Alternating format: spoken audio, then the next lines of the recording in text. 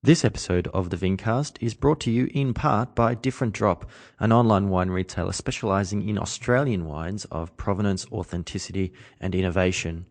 If you go to differentdrop.com, you'll find a huge range of wines made by mostly artisans, small batch and dynamic winemakers across many different regions in Australia, making wines from a huge range of varieties, both classic Australian varieties and also some alternative varieties as well. You'll find wines made by a number of the previous guests of the podcast, and I'm sure a number of future guests of the podcast. And it's a great way for you to support the podcast and also to thank the guests for their time by buying some of their wines and enjoying them as you listen to the podcast. If you go to differentdrop.com and you put in the special code VINCASTVINO at purchase, the guys at Different Drop will very generously give you $25 off your first purchase over $100. So thank you very much, Different Drop, for your support of the podcast and for your support of great Australian wine.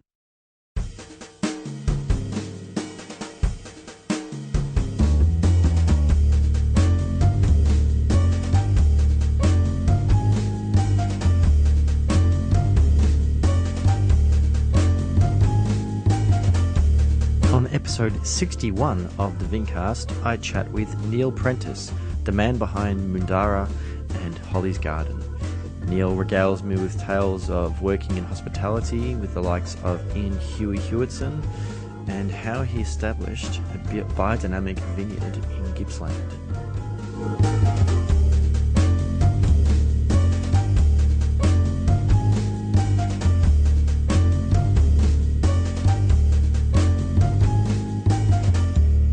Hello there, Vincasters, and welcome to another episode of the Vincast. My name is James Scaresbrook, otherwise known as the Intrepid Wino, and it's been a pretty interesting week. I'm not sure if many of you tuned in or have watched the video yet, but the first live streaming Let's Taste video was on Monday, and I was joined by my friend and also sommelier James Dawson, and we looked at 6 Australian Grenache wines, very kindly donated by the guys from Different Drop, and we chatted with them live, and some of the winemakers actually tuned in, so thank you very much to Brendan Carter, to Alex Head, and of course the guys from Yellen and Paps.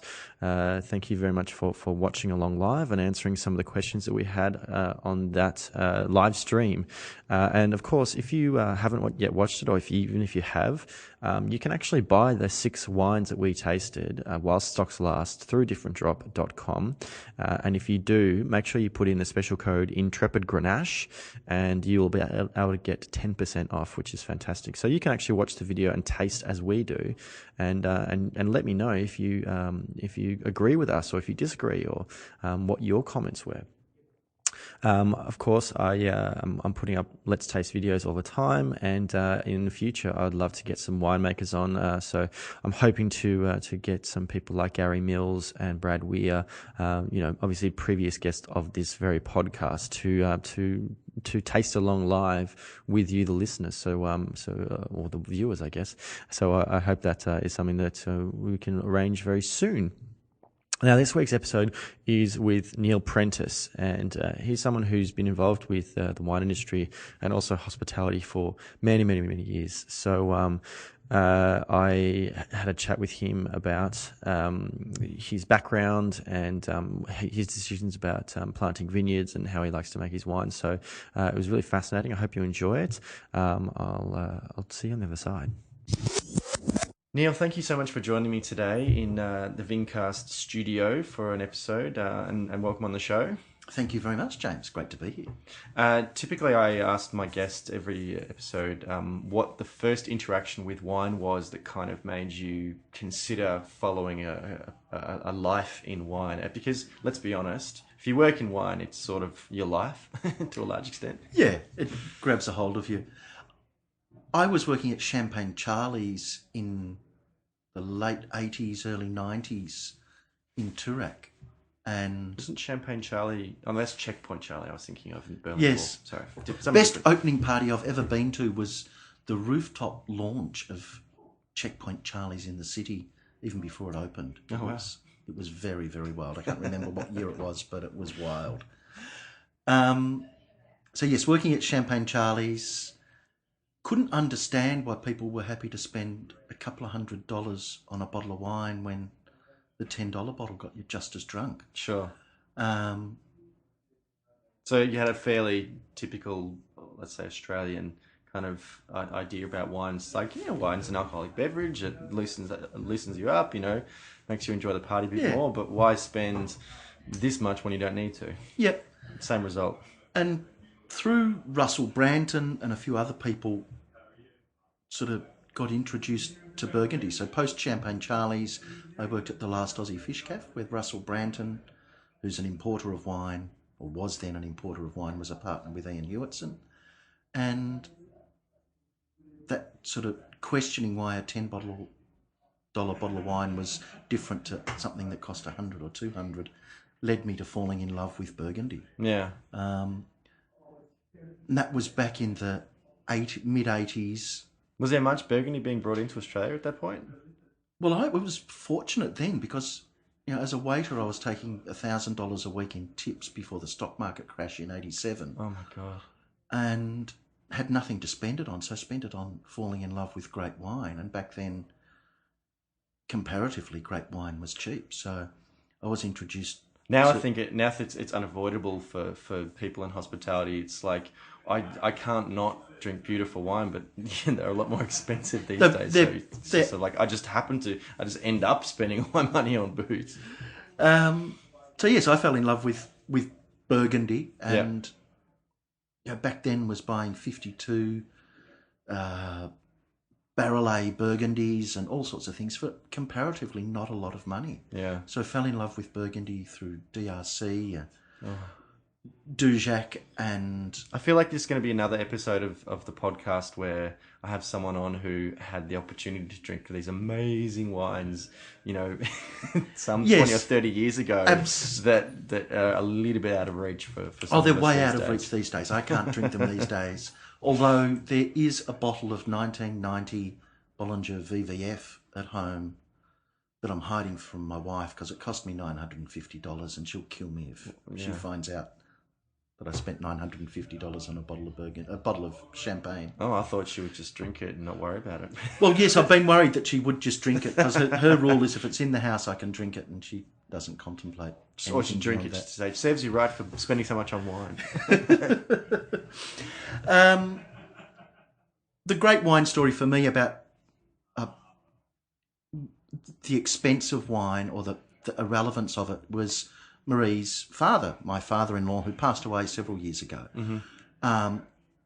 He hated the idea that I'd spend more than $20 on a bottle of wine when I should be spending it on his daughter, who I was engaged to at the time. So if I took some wine around to dinner, he loved great Australian claret. So his cellar was full of old Redmonds, Coonawarras, Brands, Coonawarras, and wines of that ilk.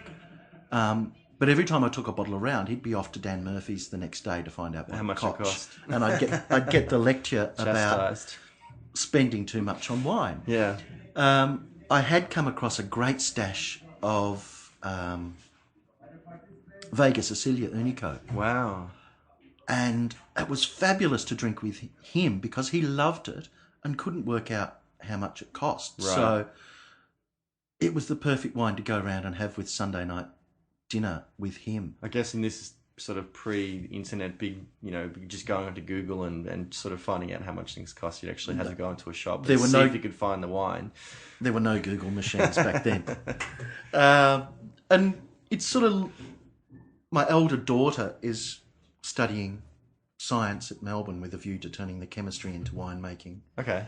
And she's kind of inspired by that. So we're mucking around trying to source some Tempranillo in Victoria. She's got this fantasy that she wants to live near the sea but make big red wine. Yeah, well, it's not completely out of the realms of reason. Yeah. What it looks like at the moment is a factory in Bayside or South Melbourne and bringing in grapes from Heathcote or the Yarra. Oh, there you go. Best of both worlds. Paradise Garage is the working title for that. And so you initially were working in hospitality? Yes, and have worked in hospitality pretty much, sporadically, but until Christmas this year, I was working in hospitality. I'm still tempted to get back into it. In what sort of form has your hospitality career kind of followed? I worked for Ian Hewitson for a long time at different places. So Champagne Charlie's, the Last Aussie Fish Cafe in Melbourne and in Sydney. I managed the Lord Newry sometime in the 90s when he was consulting there in North Fitzroy. Then went and worked at the Dogs Bar with Don Fitzpatrick for a couple of years. Yes.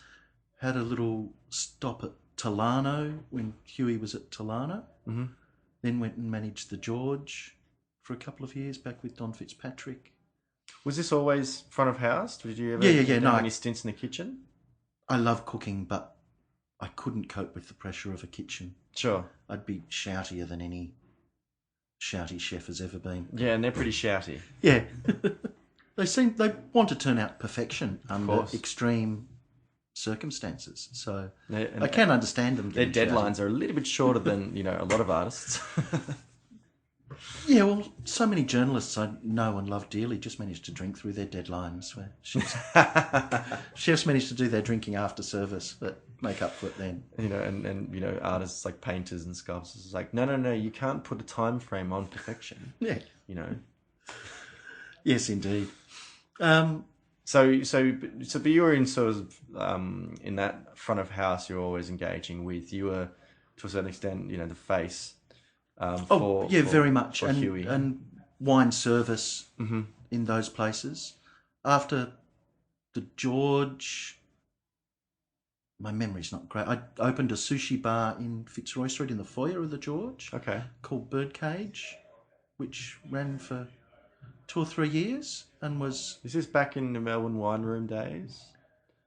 The wine room was on the corner and we were up in the lobby in the old Birdcage. Did you hang out there much? In the George? No, in the wine room. In the right bit, yeah. I always felt like I had to clean my shoes to go in. So really? It was always a little bit tidy. That's why Dogs Bar is probably so much more fun. Yes. So I was probably just go more to the Espy. downstairs at the public bar. Yeah. I'm as much as I'm full of pretension, it frightens the crap out of me. So. What were your impressions about Australian wine, sort of, in those days? In my early days in wine, I was a real snob about Australian wine and wouldn't drink it at all. But once okay. What can you? I just hung out too much with Russell Branton and became really good at looking down my nose at Australian wine. Right. Okay. So it was always that European wine. That's was true it. wine. Australian wine is a little bit too. Commercial or accessible or just not good quality? It was often really one-dimensional. I think so many Australian winemakers... Sunshine in a bottle type stuff. It's a little dick thing. Right. Australian winemakers want their wine to be... New World winemakers as well. Don't forget New Zealand. Yeah, of course. Want their wine to be the loudest voice on the table. Yeah. They forget that it's meant to sit in front of the knife and contemplate or compliment what's going on the plate. Do you think that was partly a reflection of the consumer, though? Like the consumer wanted to be... Well, the consumer, a nice as much as the show system and journalists. So, the show system in the 60s drove Coonawarra to making green peppermint patty Cabernets and Clarets aping Bordeaux that just got leaner and leaner and leaner. I can't handle that menthol in old Coonawarra Cabernet. Yeah. It's a bit tough. And at the same time, a decade later, they drove Australian Chardonnay to being these big, blousy, 44 double D, out of balance Chardonnays that just whacked you around the head because they needed to stand out in a lineup of 100 wines. I really have a problem with wine professionals, whether, in terms of wine communicators or sommeliers, merchants, whatever, really slamming, like modern Australian Chardonnay is a little bit different to how it was sort of in the 80s and 90s, but they slam Californian Chardonnay for being blousy and buttery and, too heavy in the mallow and too heavy in the oak. When you say, well, it wasn't that long ago that that's what Australian Chardonnay was like. Have you conveniently forgotten about that? Yeah. I find it a little bit harsh because, to a certain extent that is consumer driven. Like that's what the American palate is going to like a little bit more. Well, I think as more people come to wine, it's like if your introduction to wine was through Benin, they were sweet wines. It was appealing because it was sweet. 10 years ago, if you were being introduced to Australian red, it wasn't necessarily sugar sweet, but it was alcohol sweet and American oak sweet, which is not to demean that style, because at least people were drinking that rather than bourbon and Coke. So Sure, of course. people were moving to wine rather than Jim Beam and cola, but the flavours were quite similar. Sure. And that's possibly why that style of wine is still so popular in America. Yeah, but I think everybody's palate will mature with time. So the people that started out drinking sweet Benin came to drinking something that was more balanced and more complementary to food. People that might have started drinking... At least we got them to dry, and then we can say, now let's go for a little bit more subtlety in terms of them being more applicable to the dining experience. Yeah. So I'd sooner see someone that's 20 years old drinking $5 a bottle Marlborough Sauvignon Blanc than vodka and something in a premix. Yeah. At least it's beginning to bring people to a wine culture. At what point did you kind of get involved as far as having some wine for yourself? When did the idea to... Okay, Mum and Dad were originally from the country, grew up in Gippsland. Okay. They moved to the city when I was quite young, so I grew up Bayside. Right. But they were going back to Gippsland to buy a farm. Okay. By that time, I'd fallen in love with Pinot Noir. I'd hounded Gary Farr and Phil Jones to death at Victorian winemakers exhibitions, asking them about MV6 and what clone and how they made their Pinots. Sure. Because by then I'd fallen in love with Australian Pinot. Right, okay. Those, Philip Jones and Bannockburn in particular. It's interesting that you went from Burgundy to Australian Pinot Noir, because I would have thought that a lot of people would kind of fall in love. Like, that's what I did. Like, I mean, my favourite wine still is Main Ridge Half Acre Pinot Noir from the Mornington Peninsula.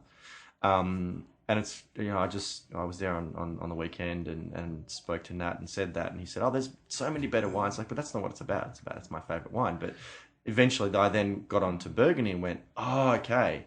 But you kind of started with Burgundy and then fell in love with Australian Pinot Noir. I find that really interesting. It was how it happened to me. There's no explanation. No, of course. But yeah, so then when Mum and Dad were buying a farm in Gippsland, it had to have a little hill that faced northeast that I could grow some Pinot on. Right.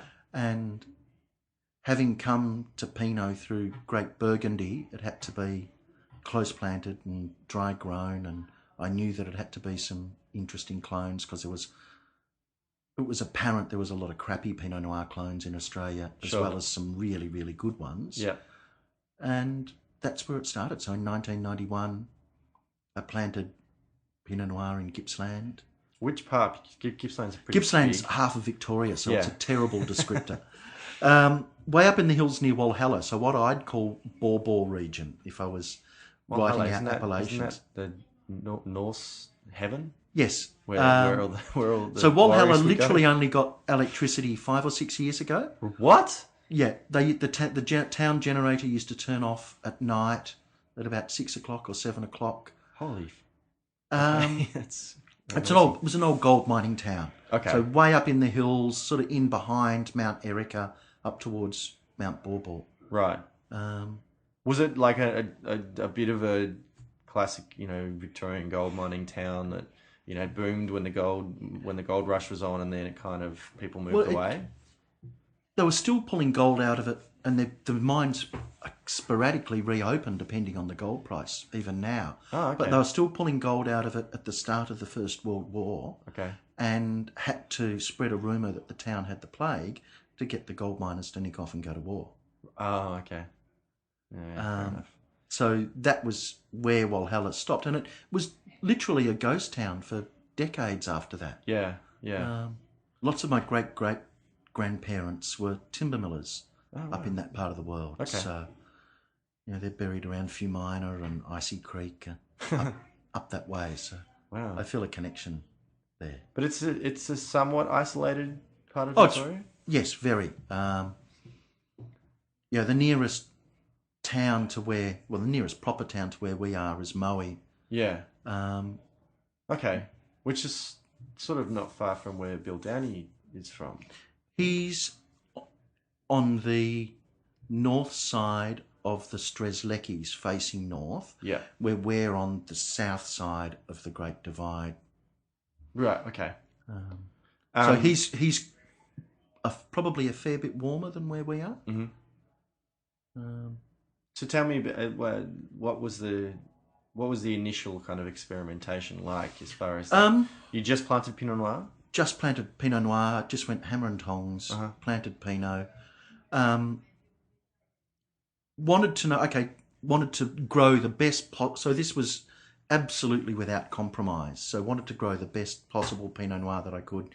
Came to it very much wanting small crops with small bunches and small berries and thick skins. Yeah. So the vineyard's never been irrigated. It's never been fertilised. Although it's on extremely fertile, sort of deep volcanic spud soil. I was fearful because of that it would get a little bit too vigorous, but that's only happened twice in the 24 years that it's been planted. Took 7 years to get our first crop because it was dry grown. Sure. Without pissing in my own pocket, all the theories worked. We grow really beautiful Pinot.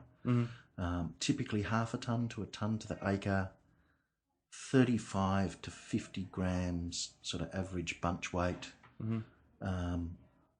We're doing a few more things in the last few years in the vineyard that are different. So our original plantings were 1 metre by 2 metres, so 2 metre rows with 1 metre between vines.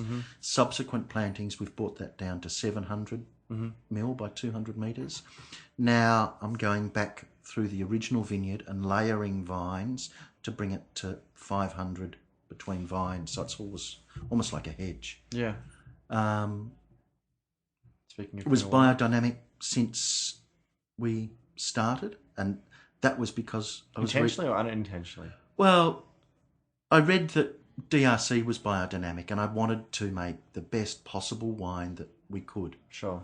So if it's good enough for DRC, if the best does it, then we should do it. Yeah, okay. And read up about biodynamics, and hang on, some of this is almost like something I recollect. And I went and saw my uncle, who was a cow cocky from South Gippsland. What the F were you doing, Uncle Stuart? What were you doing into biodynamics in the mid-60s? He said, what do you mean? What's biodynamics? I said, well, remember I dug up the cow horns full of cow shit from under the cypress tree when I was 6 or 7 and you beat the crap out of me for doing it. He said, we're not allowed to talk about that. That's all witchcraft. I said, what do you mean? I said, well, he said, that's all the old pagan farming that his father, my grandfather, had taught him. And he showed me my grandfather's diaries about planting by the stars and harvesting by the stars and the moon and all of those things that they used to do. So they'd never heard of Rudolf Steiner, but were practicing pretty much what was biodynamics. But Rudolf Steiner was basically just cataloguing. He was reinterpreting what had already happened. Yeah. And in an odd kind of way, because he came to it from a very Catholic viewpoint, where the knowledge was all suppressed because of the Reformation of the Catholic Church and people's fear that this would be seen as witchcraft. Yeah. And my uncle always said, we never talk about this because people think it's witchcraft. But at the same time, I mean, even within the Catholic Church, there's so much superstition. And I would think that like paganism is based like a lot on superstition. And sort of like, well, this works, so let's just keep doing it, because if we don't do it, it might not work anymore. Yeah. So, and again, I loved chemistry and biology at school, so that reductive scientific brain of mine keeps trying to understand biodynamics from a modern scientific point of view. So that's one of my little passions, is trying to understand that. There's things that I do get. I think that we're going to have to acknowledge that there's some alchemy going on that might be caused by sort of microflora and fungus and that sort of thing. So I think there are elements possibly being changed. But there's some cool things that biodynamics does. But I am still reluctant to blindly believe it. Yeah. And I still do some evil things. And I still occasionally resort to systemic fungicides. and my big fear, and this is the last thing I'll say about biodynamics, is that to me it's a way of trying to grow better grapes, but it's become a marketing term. Yes. So I don't disagree with that. wine is not better because it's biodynamic. Yep. Wine is better because we grow better grapes and make clever wine. Yes. So what did that Pinot Noir become? What The did you first call wine it? we released, so it's Moondarra. Okay. That original vineyard was 100 metres from east to west, but ran across the top of a hill. So part of it faces northeast and part faces northwest. Right. Tasting the fruit in the vineyard and just looking at the fruit in the vineyard, the parcel that faces northeast tastes dramatically different to the parcel that faced northwest. Right. So we made, from 1997 when we made the first wines, we made them separately and fermented them separately and put them in barrels separately, and they taste quite different. But did you make them the same way? Initially, yes. Okay. So very much following Guy, who was a Lebanese-born consultant in Burgundy in the 80s. Okay. Quite influential but quite controversial. At the time, people said that he was taking terroir out of the wine. His biggest thing was pre-ferment cold maceration. Right. And he was doing that to counteract vines that had been over-fertilised and were overcropping. Right. As young wines, his wines were a bit dry red rather than identifiably Pinot Noir. I think as young wines, our wines can be a little bit dry red rather than obviously Pinot Noir. But they age tremendously. And I was just flattered the other day reading Randall Pollard had tasted a bottle of our 2005 Sambicide that he'd had out of his cellar. And it had always been my ambition to make wine like Bannockburn that was great Pinot at 10 years old, because there's not a lot of Australian Pinot that ages very well. And that was one of the things that I wanted to... That was one of the things that I saw in Bannockburn Pinot and Gary Farr's Pinot that I really wanted to try and achieve. And I think I have. Just a quick mid-episode break to acknowledge another supporter of the podcast, Plum Glassware. Plum is an Australian company that designed glasses and have them made in Europe, beautiful crystal glasses, and they did a lot of research to find out the ideal shapes for glasses, because there are some brands of glassware which have a different shape for every variety, every style of wine you could possibly imagine. And they found out that you actually really only need a couple of shapes to still be able to enjoy the most out of your wine. So they've made it very simple. You need 2 shapes for red wine, 2 shapes for white wine, and a flute. So only 5 glasses. How much easier is that? If you go to plum.com, you can actually read all about the design of the glasses. You can find out about how the shapes are benefiting different styles of wine, and also how you can buy the different levels. So they have beautiful handmade ones, they have crystal ones, they have even outdoor ones for you to use when you have a picnic and you have a nice bottle of wine that you still want to enjoy. So go to plum.com and read all about it. And thank you very much, Plum, for your support of the podcast. What were people's perceptions? How did the wider trade and media and consumers kind of approach it? Did it help? I'm kind of allergic to a lot of wine retailers and a lot of wine journalists, so the wine has never been shown to a lot of journalists over the years. I remember Jeremy Oliver ringing me 10 years ago, or maybe a bit more, and abusing me because he first saw my wine in Singapore. And I'd known Jeremy for a very long time. Sure. And he was very upset that I'd never shown him the wine and that he had to discover it in Singapore. In Asia, in Singapore and Hong Kong and different markets, the wine's been really well received. There are a few Australian sommeliers and journalists who consistently seem to enjoy it. I always say, only half jokingly, that they're Pinot Noirs for Stuyvesant smokers. Making them like Guy makes them, and making them with a lot of stems. So the Moondarra Pinots we do make with between 1/3 and 2/3 whole bunches. Sure. But when we pick, usually late April, those stems are really dry and desiccated. So the tannin that we get from them is like an Amaro, Averna, bittersweet dried orange peel kind of tannin. Yeah, that's what I like. Whereas when we also make another wine called Holly's Garden, and when I make Pinot Noir from that vineyard, which is cropped much more heavily, it's cropped at 2 to 3 tonne to the acre. If we use any stems at that, it makes the wine really green and bitter and unpleasant. So tell me about Holly's Garden.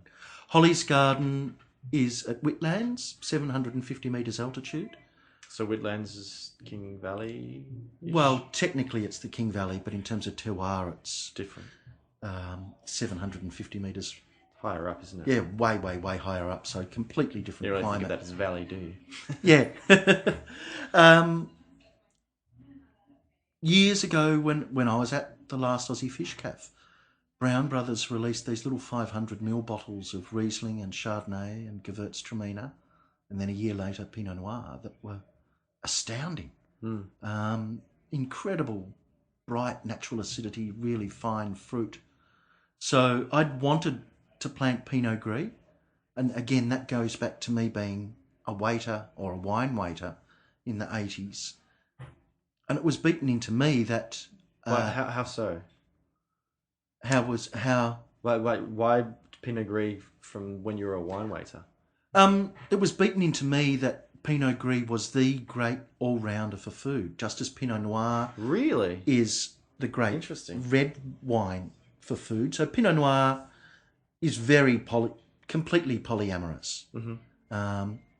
It is a great match with so many different foods, but if you're having duck, it's the only wine to have. Of course.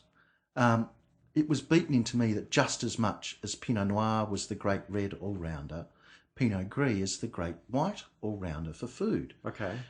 There's pretty much well-made Pinot Gris grown in the right place, and I'll get to that in a minute. But Alsace Pinot Gris is the great all-rounder for food. It should have a little bit of sugar, but it should be balanced by acidity. But if you're having pork, it's the only wine to have. So as duck is the Pinot Noir, pork and Pinot Gris. And if you think about the fruit flavours in Pinot Gris, they're very, very subtle. It doesn't have a lot of overt fruit, but it's Williams pears and golden delicious apples. And if you think about the fruit that goes with pork, it's golden delicious apples and Pinot Gris. Now, if you're a POM and you haven't got access to great wine, you're going to drink cider. But if you're in France and you want something to go with your pork, you're going to drink Tokay Pinot Gris or Alsace Pinot Gris. Okay. Now, I'll qualify that. Yes, I do need to qualify that because there is a big difference stylistically because Pinot Gris and Pinot Grigio, of course, are the same grape variety, but if you look made very differently. Yeah, if you look at the stylistic differences between what in Alsace is labelled as Pinot Gris and what in Friuli is labelled as Pinot Grigio, they're reasonably different styles. Might as well be a different variety. Exactly. Yeah. Whereas I think the lines are much more blurred in Australia, where you get Pinot Gris that look like Pinot Grigios, and Pinot Grigios are a little bit heavier than you would expect a nice, crisp, dry Pinot Grigio to be. So I think anybody that knows anything about wine, and every wine journalist and every sommelier in the country, accepts that Pinot Noir is really fussy about where it's grown and how it's made. Yes. That's taken as given. Fact is, Pinot Gris is even more fussy about where it's grown, but no one recognises that.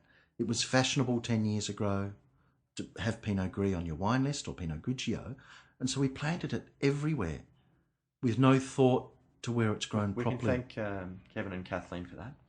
Well, no, they grew it in the right place. Exactly. They grew it on the Mornington Peninsula and made a beautiful expression of Pinot Gris. Of course. We'll get to another silly wine I make called After Kathleen later.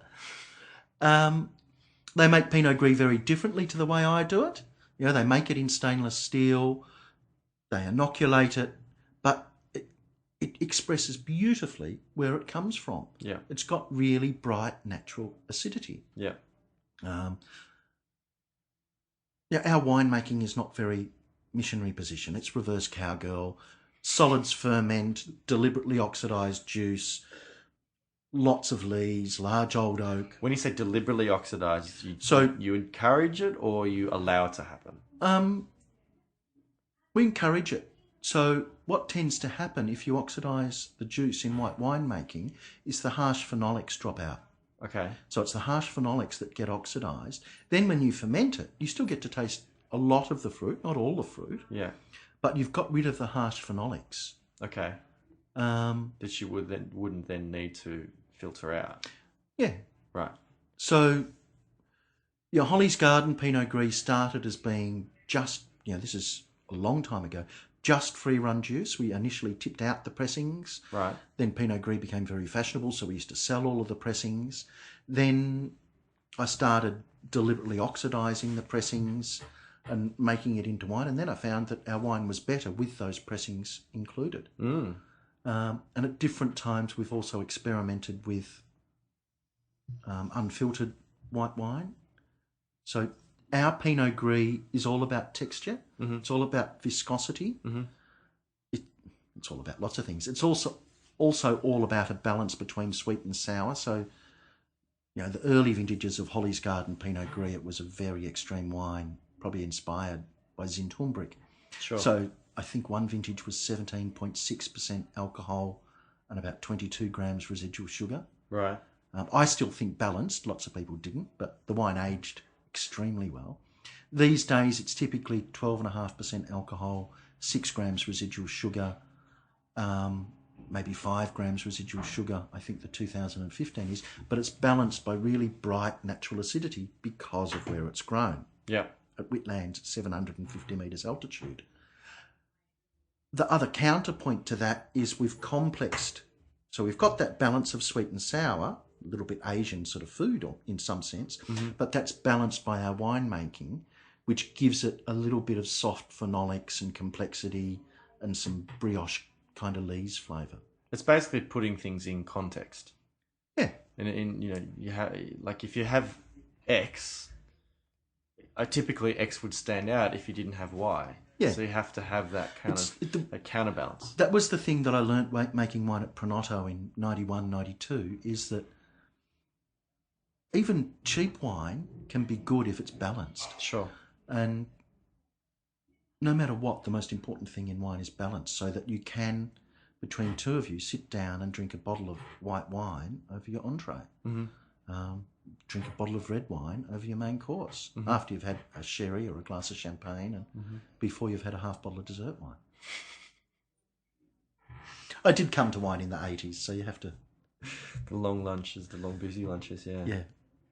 I remember, I think it was a comedian years ago sort of saying, do you remember back in the days when a pub had a massive car park? You don't see that anymore. Because obviously with the drink driving laws and cracking down on that kind of thing. It's changed the way we drink wine. Which is good. Yeah. It's, you sort of, I think it's hard not to think of that kind of bygone era with some fondness, but we probably are better off for it. Yeah. So you mentioned Kevin McCarthy and Kathleen Quealy before. I did. And they really pioneered some different winemaking with really just clean, simple fruit. And to me, all of the great wines speak about where they're from, but also who made them. Okay. And, they've sold to Gallant a long time ago. Yeah. But, to Gallant really tasted identifiably like Mornington Peninsula Chardonnay, but just as much as a wine made by Kathleen Quealy. Sure. If you taste Sally's Paddock, it's identifiably Pyrenees, but it's also identifiably Neil Robb. Sure.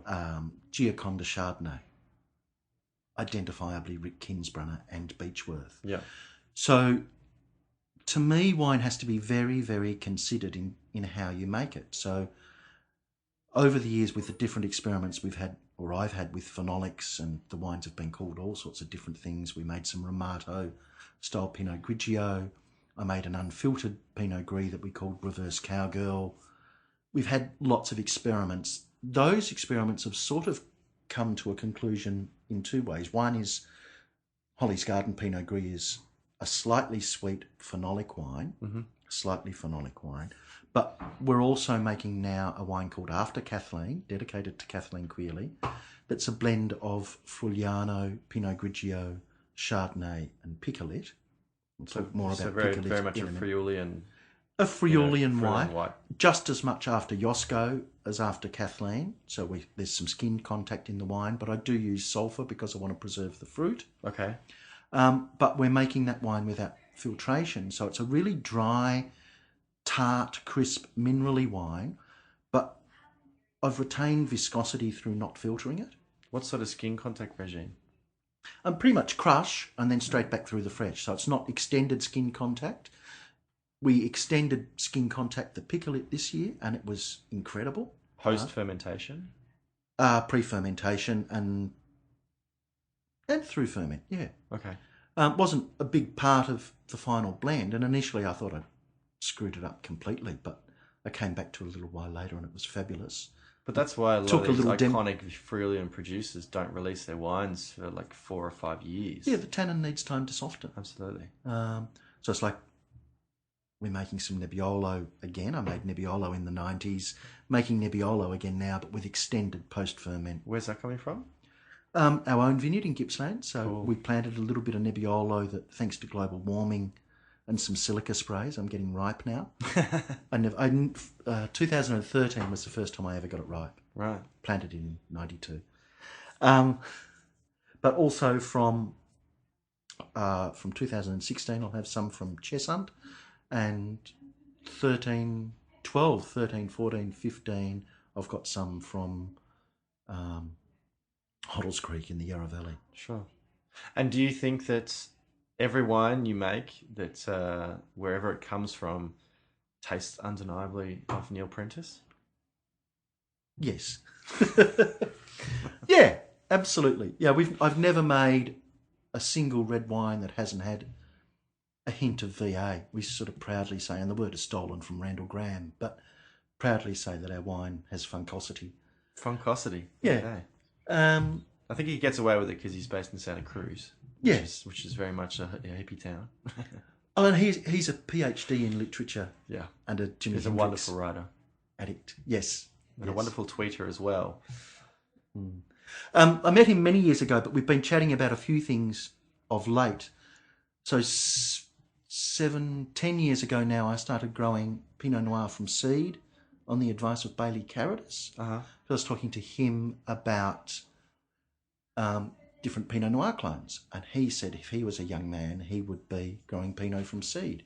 His argument is that Pinot is indigenous to Burgundy, and that the reason that there's broad genetic variation in Pinot Noir is because comes from a sexually reproduced base. It's not propagated. It didn't come to France like Shiraz in the backpacks of some Roman tourists 2,000 years ago. Sure.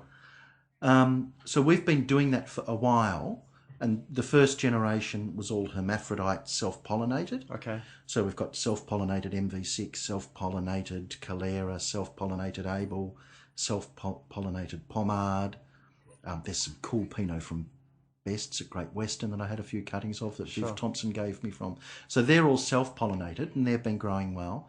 Now I've got a girl in a white coat with a paintbrush cross-pollinating the male and female progeny of those to get a second generation of Pinot Noir that'll give me some more genetic diversity. Sure. And a little bit more indigenous.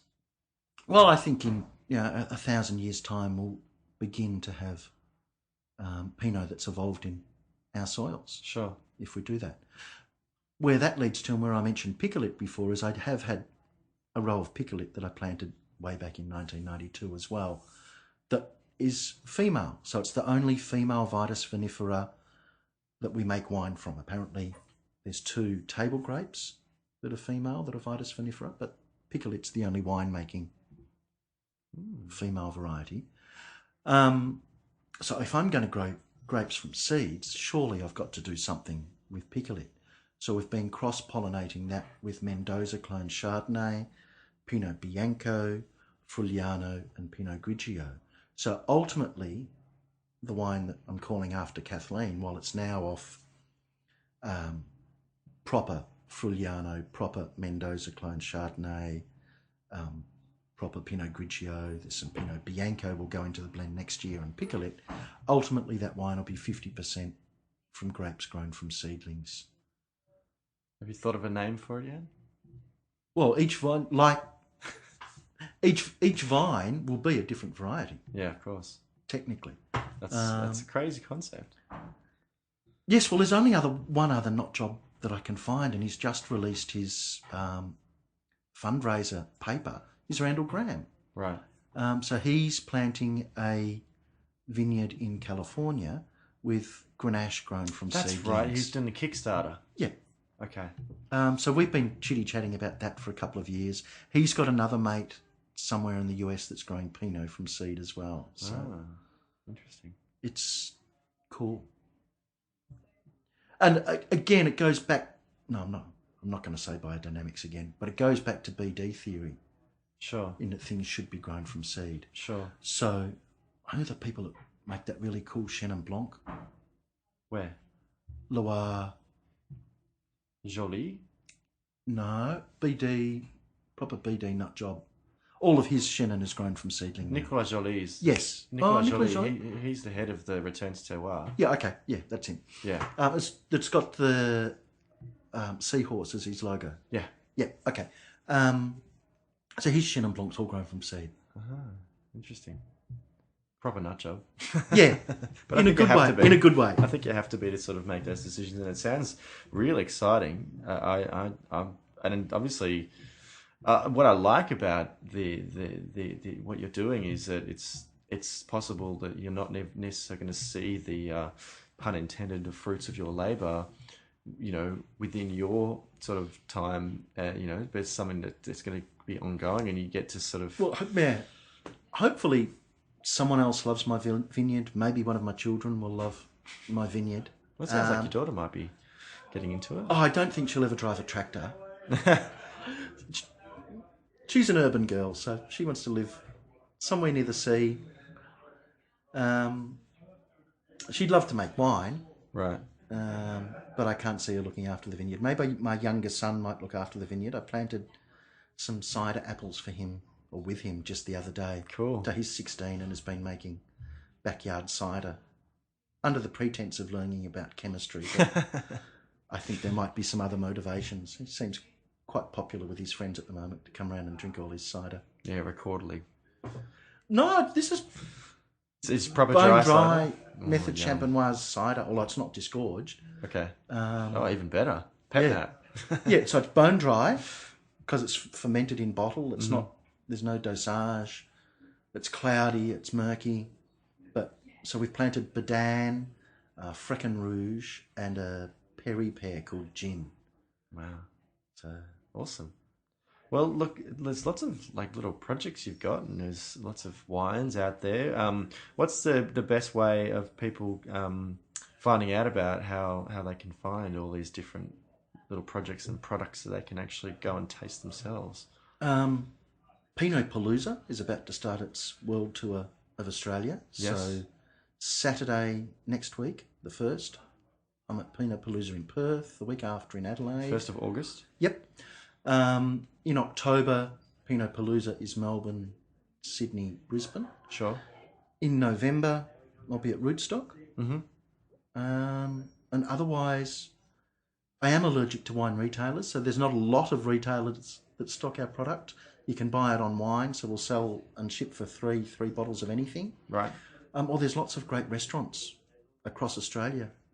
Just go into your favourite restaurant and ask for Moondarra or Holly's Garden. Yeah, that'd be great. Demand it. But on social media, can people follow you? Yes, it's a very bumpy ride. That's all right. That's I say what I think far too often. There should be a breathalyzer on Twitter. So I'm Moondarra on Twitter. And I have someone more sensible than me that runs the Holly's Garden Twitter. Right. So that's Holly's Garden. I'm Neil Moondarra on Facebook and Neil Moondarra on Instagram. So you can chat to me at any of those forums. Fantastic. But definitely head to the website, and I'm sure you'll find as much information. The site does need to be updated. But you can go to moondarra.com.au to read about it or to buy it, or hollysgarden.com.au to read or buy.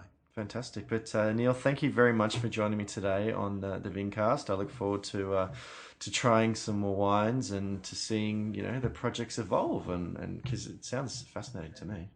Thank you very, very much. Thank you for all your time. No, it's my pleasure. Thank you. Cheers. As always, guys, thank you very much for joining me for another episode of the Vincast. I have been James Scaresbrook, otherwise known as the Intrepid Wino. You can follow me on Instagram and Twitter at Intrepid Wino, and you can follow the podcast on Twitter at the Vincast. Facebook.com/Intrepid Wino is where you'll find the Facebook page, so give me a like there. And if you search for Intrepid Wino, one word, on YouTube, you'll find my YouTube channel, which is where I've been posting Let's Taste videos, including the live streaming episode from Monday night. So subscribe to the channel, give me some likes, and comment on the videos. Let me know what you thought. You can subscribe to the Vincast on iTunes, Stitcher, and Player FM. That way you'll be able to download the latest episode as soon as it goes live. So if you do subscribe, please leave a rating and a review, because I love to get feedback, and it's also great for people to share the love for the podcast. IntrepidWino.com is where you'll find all the information, all the links, as well as every episode of the podcast, every Let's Taste video, and lots of different writings that I've done in the past. Thank you to Neil for joining me for this episode. I hope you enjoyed it. Let me know if you did. Thank you to differentdrop.com for your support. Make sure, guys, you are using that special code VINCASTVINO to get your discount. And thank you also, of course, to Plum for your support of the podcast and the Let's Taste videos as well. I look forward to having you on the next episode, but until then, bye.